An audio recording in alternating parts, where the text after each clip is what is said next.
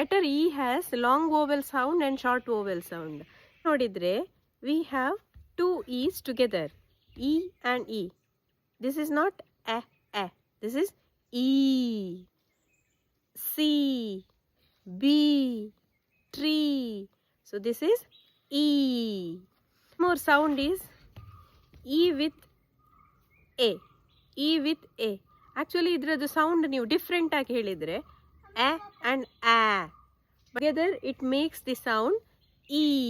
So this is E, C, T, eat. Long vowel sound is magic key. That is when yavaga E letter end of the word. ಅಂದ್ರೆ one syllable ದು end of the word ಅಲ್ಲಿ E ಬಂದ್ರೆ ಆವಾಗ ನಾವು ಅದನ್ನ E ಅಂತ pronounce ಮಾಡ್ತೇವೆ. Because here this is E, me, he, she, we is Y. The letter Y, even that makes the sound long E. That is E.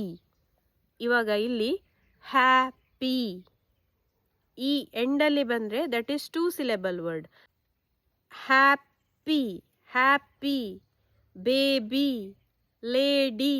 ಇಂತಹ ಇನ್ನಷ್ಟು reading ಟಿಪ್ಸ್ಗಳಿಗಾಗಿ ನನ್ನ ಯೂಟ್ಯೂಬ್ ಚಾನಲ್ ಮತ್ತು ಫೇಸ್ಬುಕ್ ಚಾನಲ್ ಗ್ರಾಮೀಣ ವಿದ್ಯಾ ಕೇಂದ್ರಕ್ಕೆ ಸಬ್ಸ್ಕ್ರೈಬ್ ಮಾಡಿ ಮತ್ತು ಫಾಲೋ ಮಾಡಿ. Thank you.